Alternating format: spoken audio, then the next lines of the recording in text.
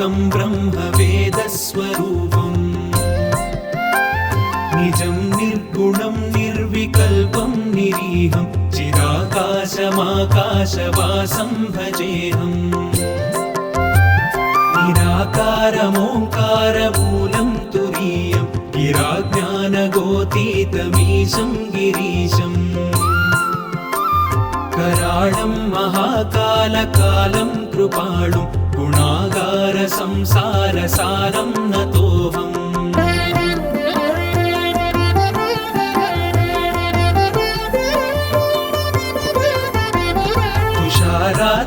तुषाराद्रिसङ्काशगौरं गभीरं मनोभूतकोटिप्रभाश्रीशरीरम् स्फुरन्मौलिकल्लोलिनी चारुगङ्गा रसत्पालबालेन्दुकण्ठे भुजङ्गा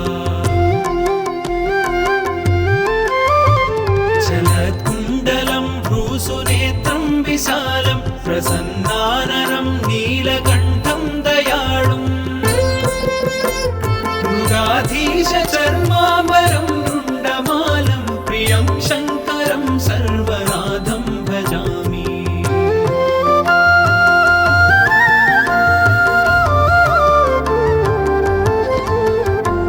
प्रचण्डं प्रकृष्टं प्रगल्भं परेशम् अखण्डं अजं भानुकोटिप्रकाशम्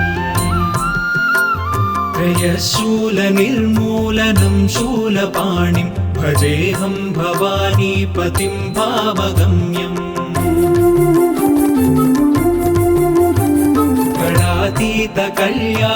गणातीतकल्याणकल्पान्तकारी सदा सज्जनानन्ददाता पुरारी चिदानन्दसन्दोहमोहापहारी प्रसीद प्रसीद प्रभो मन्मधारी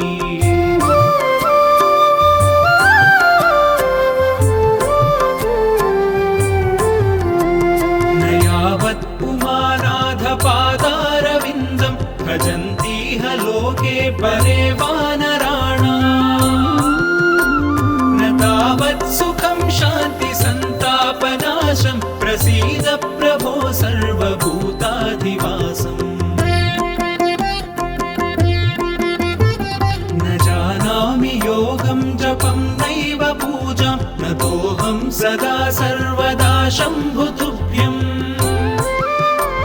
जराजन्म दुःखौघतातप्यमानं प्रभो पाहि आपन्नमामीश शम्भो रुद्राष्टकमिदं प्रोक्तं विप्रेण हरतोषये ये पठन्ति नरा भक्त्या तेषां शम्भुः प्रसीदति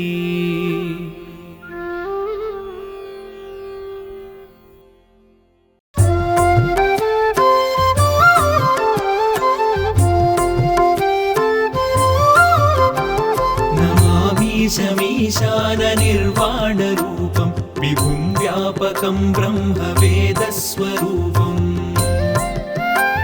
निजं निर्गुणं निर्विकल्पं निरीहं चिदाकाशमाकाशवासं भजेऽहम् निराकारमोङ्कारमूलं तुरीयं गिराज्ञानगोतीतमीशं गिरीशम्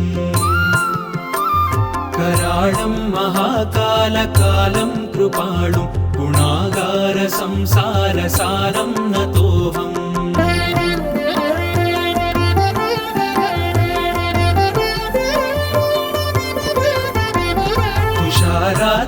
तुषाराद्रिसङ्काशगौरं गभीरं मनोभूतकोटिप्रभाश्रीशरीरम्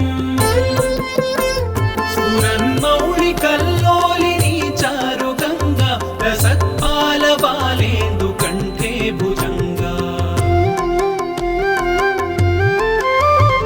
चलत्कुण्डलं भ्रूसुनेत्रं विशालं प्रसन्नाननं नीलकण्ठं दयाळुम् मृगाधीशचर्माम्बरं रुण्डमालं प्रियं शङ्करं सर्वनाथं भजामि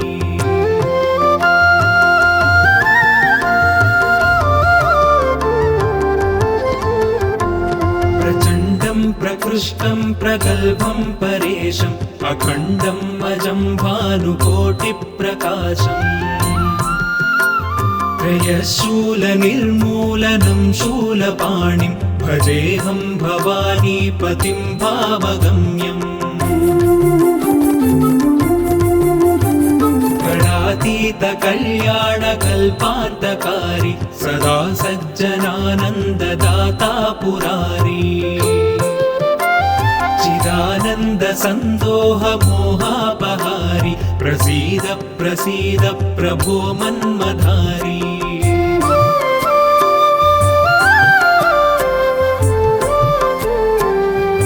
न यावत् पुमानाधपादारविन्दं भजन्तीह लोके परे वानराणाम्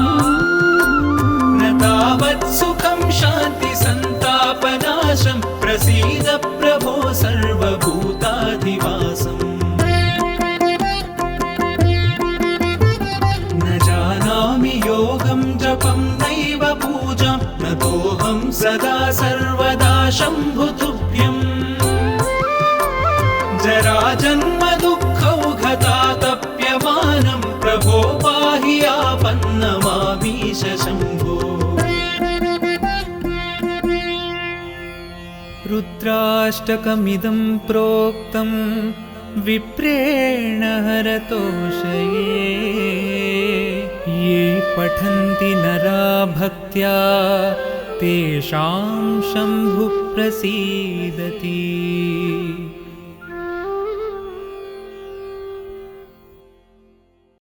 पतिं भावगम्यम्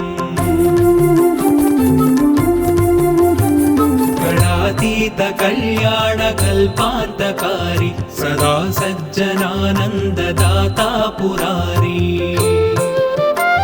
चिदानन्दसन्दोहमोहापहारि प्रसीद प्रसीद प्रभो मन्मधारी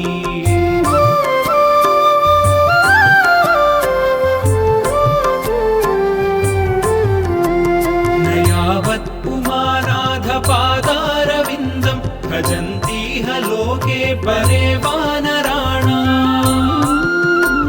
न तावत् सुखं शान्ति सन्तापनाशं प्रसीद प्रभो सर्वभूताधिवासम्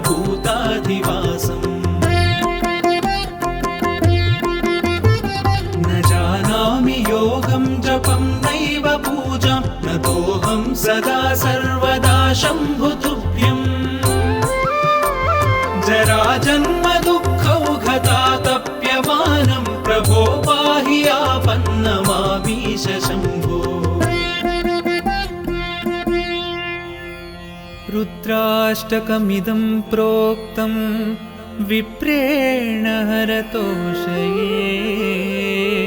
ये पठन्ति नरा भक्त्या तेषां शम्भुः प्रसीदति